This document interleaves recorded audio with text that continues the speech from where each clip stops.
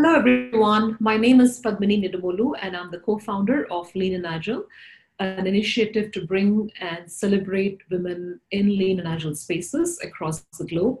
And this video that you're watching is part of LEA 100, which is also called Lean and Agile 100.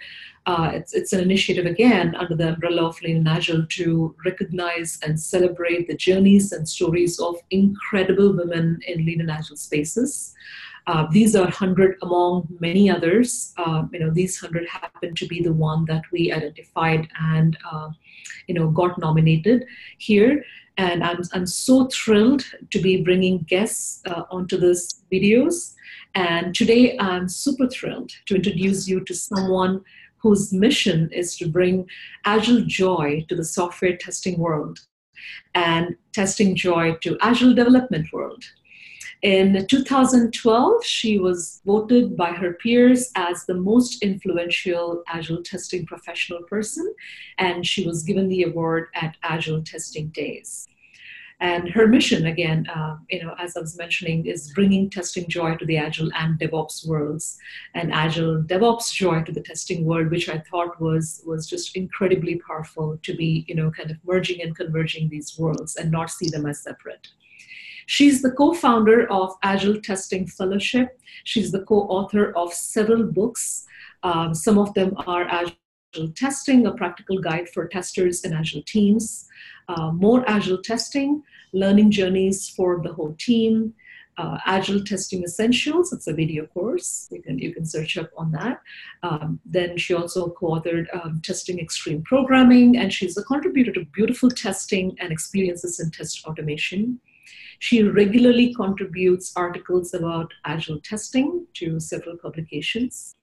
And by the way, her new book is coming up in paperback, but it's also available right now on LeanPub as a beta version. It's called Agile Testing Condensed. And this is the first book she has written, which is under 100 pages. Everything else is, up to or even about 500 pages.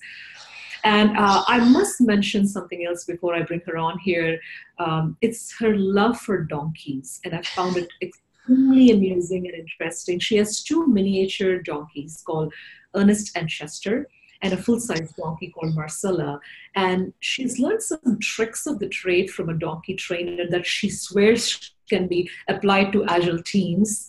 And that component that she really, uses, vice versa, from the teams to the donkeys, is building trust and leveraging that trust, in kind of building those teams or that relationships. It's my pleasure to invite Lisa Crispin to LEA 100. Hi, Lisa. How are you?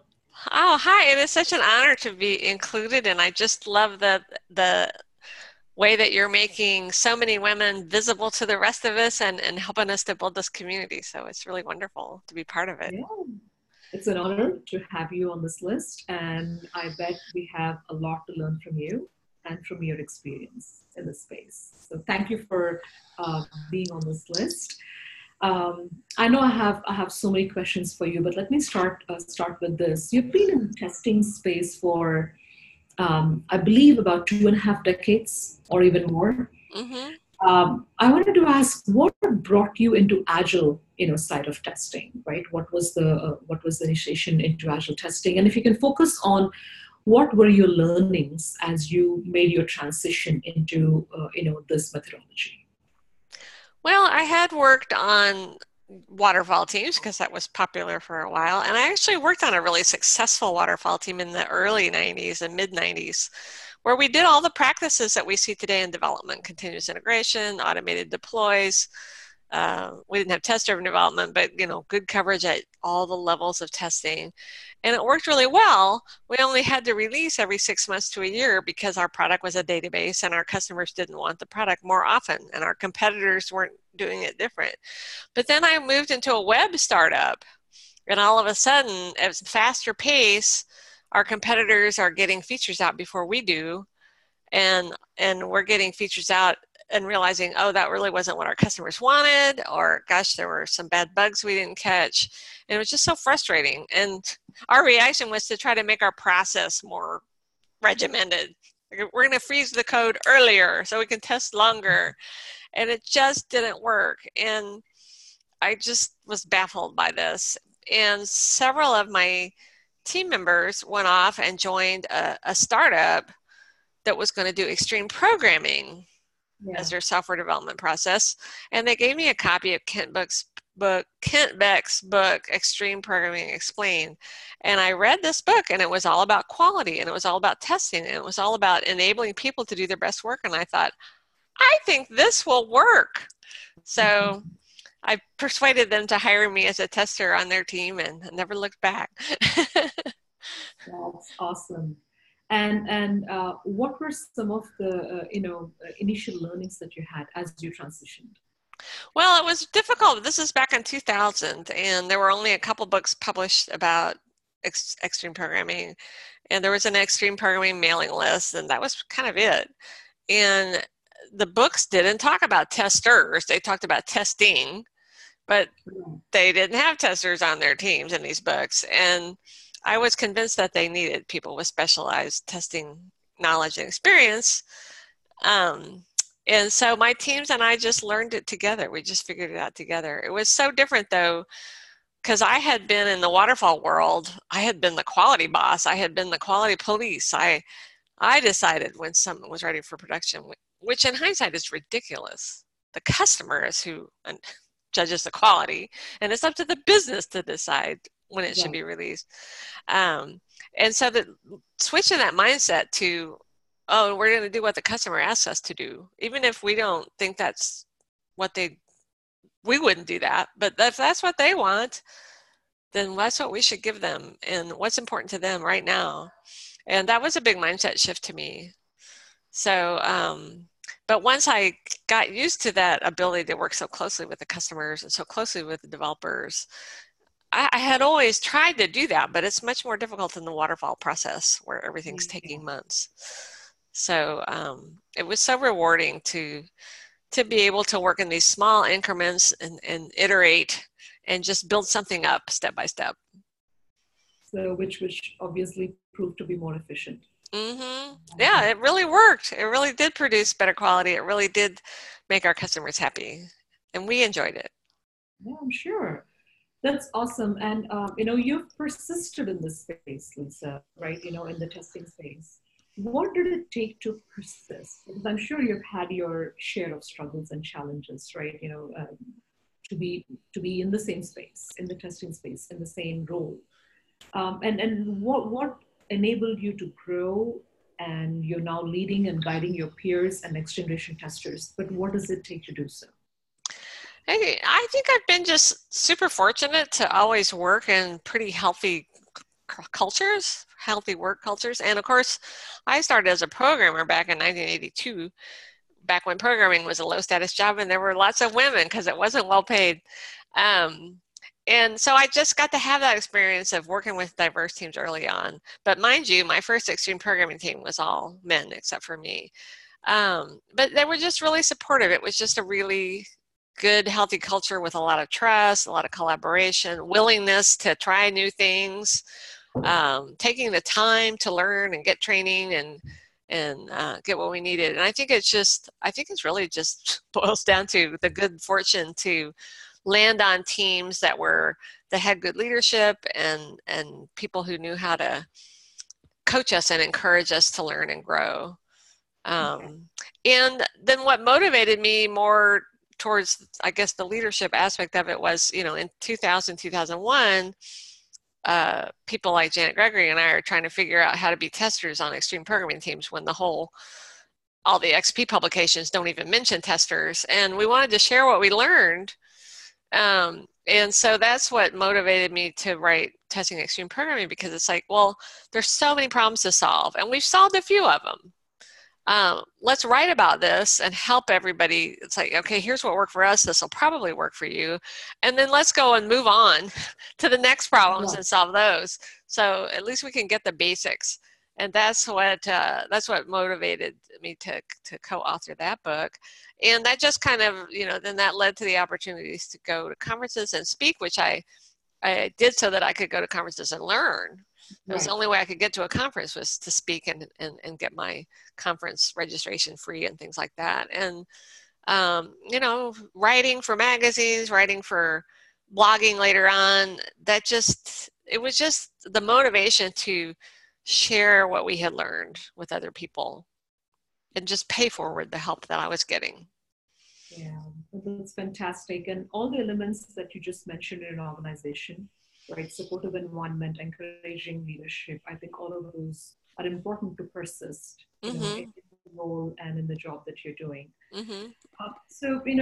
As you work with several teams and organizations in your career, right, in the span of your career, especially you've been involved, in very high performing teams, right, from the Mm-hmm. get-go. So, from your perspective, what impact does diversity, and I want you to focus on gender diversity just for the sake of this discussion, what impact does diversity have on the performance of the teams and the long-term business impetus, if you will? Well, there's all kinds of science. I know a lot of studies that show the bottom line of diversity is it makes the business more successful and profitable. From my own experience, it's just getting just more diversity of perspectives and viewpoints, and I think it helps to understand better what the customers want and how to help the customers. So my first extreme programming team, as I said, was all men. But my second team was pretty much 50-50. And I just felt like we had a better relationship with the customers. I felt like more people thought of more questions to ask the customers. It wasn't just, usually it was, my first team was, I was the only one who thought of the questions. Because everybody else was a programmer and they were very focused on, okay, well, here's how we're going to implement this, rather than questioning, what's the purpose of this feature? Why do you want it? What are you trying to accomplish? And helping the business. None of us are good customers. None of us know what we want until we have it. So how can we help that person think about what they think they want and what will really bring value to them? And I felt like when we had a more gender diverse team, those kinds of different questions got asked by more people, and we, probably we each come with our own unconscious bias, but when we come with such different experiences, we maybe have different biases, and so it helps us overcome some of those. Yeah. And I just felt like it made a difference, and it just, for me, made it a nicer, a more enjoyable place to work in a lot of ways. So. Yeah. No, that's awesome. Let's talk about your books, Lisa, or you being an author. And I ask this question to almost every woman I interview because your answer might address a very deep-rooted self-doubt that most of us might have. So you've co-authored several books, and you regularly contribute to many publications, and you're always expressing yourself in some shape or form. I would like to know what were some of the initial hurdles that you faced when you set out to write, and if you can focus on the internal, the self-doubt that you might have battled with, if at all, and also share about any external barriers that you have experienced. Well, I think a common reaction that I had, and I see in a lot of people, is, well, there's nothing special that I know that other people don't already know. But in fact, that's not true. My own experience is unique and different from everybody else's. And the difficulty I had I couldn't find this information. So we just had to experiment and try things and see what worked. It was so frustrating. It's like, why can't somebody just give me some guidance here? And that's what motivated me to share what we had done, because it's like, oh, I really don't want other people to suffer through this. I can help them with this part. And, there's more that we'll need to do as a community. And of course, each team has a different context. But some of the big things, yeah, we know some of these basic practices and principles work across the board for most every team. And I just wanted to save people that pain and help move the community forward and not have everybody reinventing the wheel. So that's what motivated me to keep going. And having a co-author, I don't think I could have done it on my own. But pairing is a great agile practice, and it works really well for writing as well, because when I'm feeling like, oh, I just feel stuck, I don't know what to say next or what to write next, my co-author can take up that part and say, here, let me take that for a while, and why don't you work on this? and you can keep trading off and keep each other motivated and going. And if you just have a bad spell and a bad period, you want to sit back for a few weeks, you can do that. Yeah. So I think that's a really important thing for me. Yeah, and you probably are the third or fourth, woman in my interviews, in my series of interviews, who said that, right? When you set out to write something, you always your self doubt is everybody knows what I'm about to say, so it might be Mm-hmm. silly or even redundant, but it's Mm-hmm. not the case because every perspective is unique. So thanks for sharing that. That's very, very profound, and I think that is something that we all need to kind of believe that Mm-hmm. everybody has unique perspective. That's great. I was looking at the work, the body of work you were doing, Lisa, and you offer, the tutorials or workshops on something called whole team approach to testing and continuous delivery. Mm-hmm. Can you share a little bit about that? Because that whole team testing is very intriguing. Well, the whole team, the whole team approach to testing, I mean, that came from extreme programming. The whole team was responsible for quality. And I just thought that was so smart and it worked so well. And so when Janet and I wrote our book, we really emphasized that, our first book, we really emphasized that because both of us had worked on teams where it worked beautifully. It was hard getting started, but once we figured out how to collaborate for quality, how can I, as a tester, transfer some of those testing skills to non-testers on the team?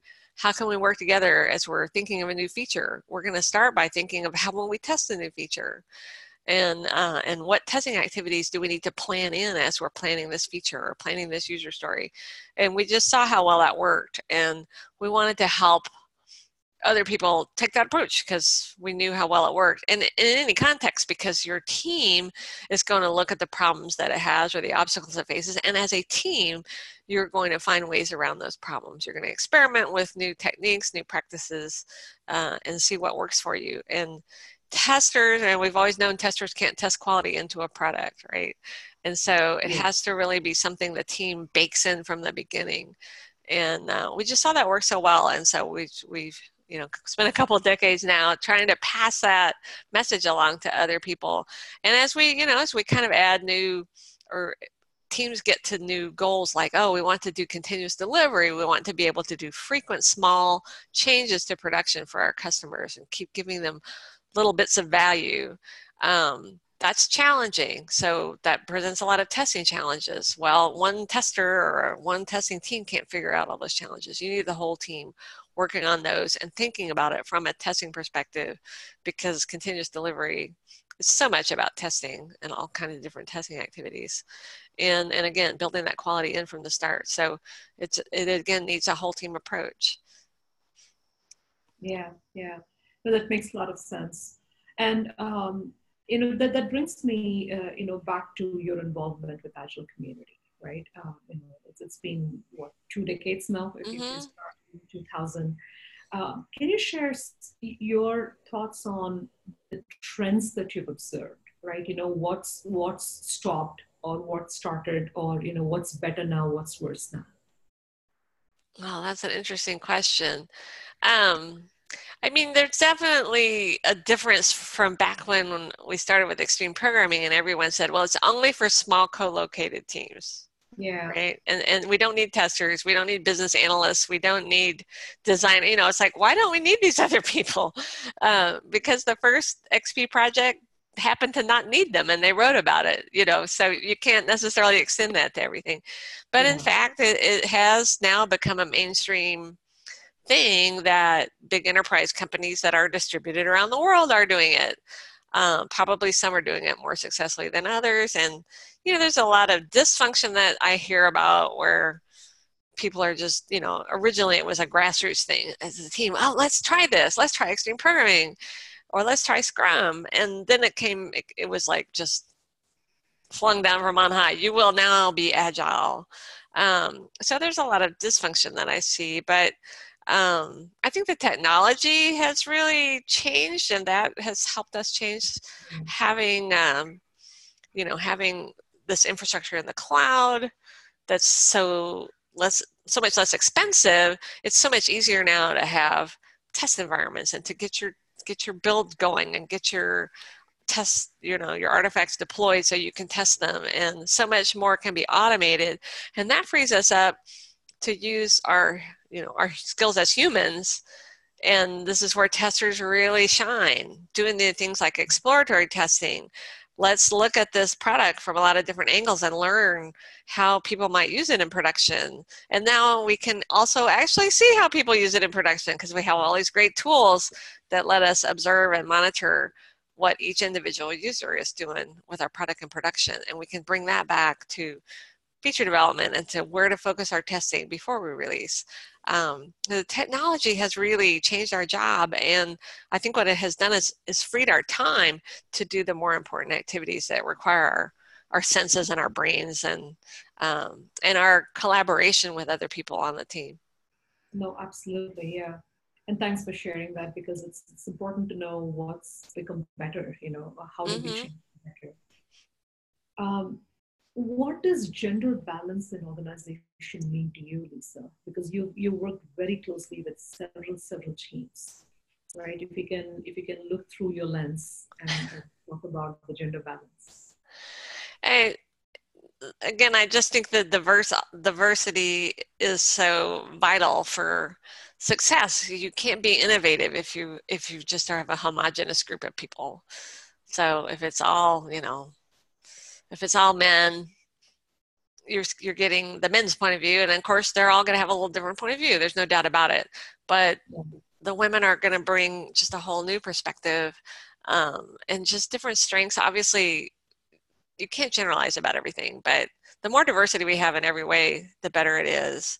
And I'm lucky to work on a team now that has some not a huge number of women, but more than I'm used to, and even a few women engineers. And a few months ago, the company actually made it a goal of, we want more diversity. We think it's important. We see the value of it. And so it's difficult because, it's just harder to find women to hire. You have to go out of your way to look for different places than you looked for the men developers.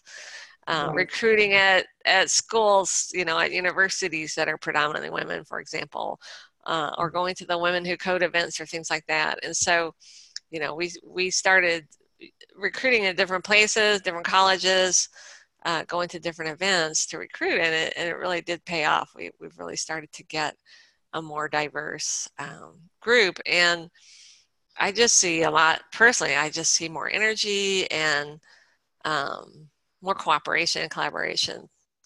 I can't scientifically explain that, I guess, but. Yeah, no, I mean, I totally, can kind of relate to that. And I think from your experience, being the only woman programmer in that extreme programming group that you just mentioned, right? So yeah, totally get that. And it's very important, as you said, there is a different energy that, the group can bring. And as you said, yes, everybody has their own perspective and viewpoint that's offered, but it's just, very, very, different when you have the balance. So, no, that's awesome. Now over to your superpowers, if you can. What are some of the superpowers that you wear on your sleeve as you work, as you write, as you coach? Well, I think I have a superpower that's common to a lot of testers, and that's knowing when you need to get people together to talk, and knowing who those right people are to bring together, and how to facilitate them getting a conversation going with each other.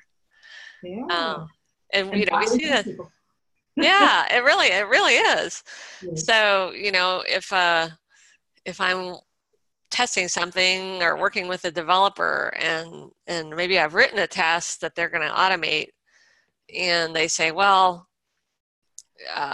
what you have here is not the correct output for these inputs. That's not how the business rule works. And I'm like, well, no, I think it is. I think it is how the business rule works. Well, let's go get the product owner and let's talk about it. Janet and I called it the power of three. George Dinwiddie came up with a much better name for it, which is Three Amigos. And now I think it's more amigos than that, because I find often we need to have input from the designer, or we need to have input from customer support, or Okay. maybe we need input from an operations expert or a database or data expert. And so just knowing to bring those right people in the room and talk about it. And we also have, you know, a lot of frameworks that let us structure the conversations in a way that we won't forget some detail of it. Think, for example, example mapping, you know, where we gather for each story, we say, what's the purpose of the story? What's the value in that story? And then what are the business rules? And let's illustrate those business rules with examples so that we all understand them. Doing that in a cross-functional small group, then if you have a larger team, you can bring that information to the larger team. And we all start on the same page as we start talking about those features and developing them. Yeah. So I think testers are really great at that, and we're not afraid to do something that's not even about our, you know, a lot of times I've had to go just get answers on a design. Well, that's not my job as a tester. I'm not the designer, but Sure. we need that information to finish the feature. So who can we get that Right. will help us, and knowing who those people are. Yeah. And all of us need that superpower, Lisa, not just us, but, very rightfully said. Mm-hmm. Thanks for sharing that. Now, I want you to share about any authors or great books besides yours um, that you would like to recommend. Oh, there are so many great books. One of the go-to books for many years now for me is, you know, I'm often in a position where, gosh, you know, like back in the early aughts, I worked for a team that said they wanted to be agile, but they were just doing the kind of the cargo cult thing. Well, we have stand-ups and 2-week cycles, so we're Right. agile. And they were, you know, it was so painful. It was just so painful. It's like, I know we could do better and be happier, and our customers would be happier. And you know, how do you get people to change? Well, you don't get people to change with logical arguments or facts. That doesn't work. And so um, back then, Linda Rising and Mary Lynn Mans were writing their book called Fearless Change. Yes. And it's all patterns to try to affect change. Just a whole bunch of different patterns. And they gave me a copy of their manuscript as they were writing it and said, well, just try some of these. And it was just so great to have just some ideas to try. And they weren't big. And, you know, I could try them and see if they didn't work, then I'd just go on and try another pattern. Yeah. And ever since then, I've found that so helpful. When I get really frustrated, it's like, I don't know how to get a change started here. I can see what would help, but I can't make the team do it, or I can't talk them into it. How can I influence them? How can I get them to see or try an experiment? And that's been a super helpful book for me. So they actually have a revision of it called More Fearless Change that has additional Yeah. patterns. Yeah. Yeah. And by the way, Linda Rising is one of our Leah 100. And we have done the interview with her. She's just truly amazing. So I'm so glad you. I've learned so much from her about so many things. So Yes. Yes. So as we wrap up, then Lisa, if there is one quote or just statement or something that you swear by as you just go along, what would that be? oh gosh. There's so many things that I kind of rely on. Going back to Linda Rising, I guess one of the things that's been most helpful to me in the past several years is the idea of we all have so many problems. If you do a retrospective, you're going to have some long list of problems. But you can't fix everything at once. You can't boil the ocean. So what do you do? And what I learned from Linda is we need to find the biggest problem, the thing that's most in our way. And I've learned this from other people too, like Mike Cohn, because I had the opportunity to work for him back in the early aughts. And it's like, find your biggest problem. You know, Yeah. make it visible. Find ways to measure it, and then try small experiments to make that problem smaller.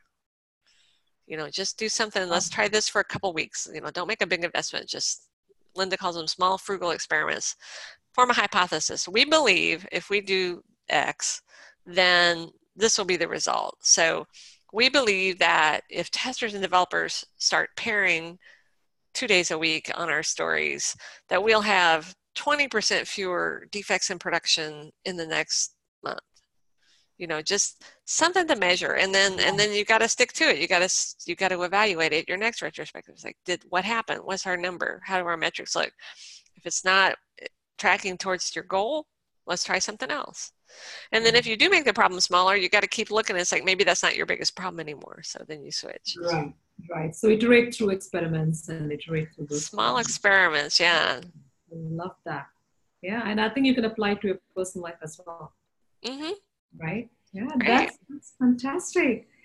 Thank you so much, Lisa. This was just fantastic. Oh, thank you. Thanks for sharing, so much about the early days of testing and how it's now. And good luck with your book that's coming up. We'll look forward to the paperback. Yeah. And, looking forward to hearing more from you. Thank you. It's great to have all this collaboration in the community. I love to see it.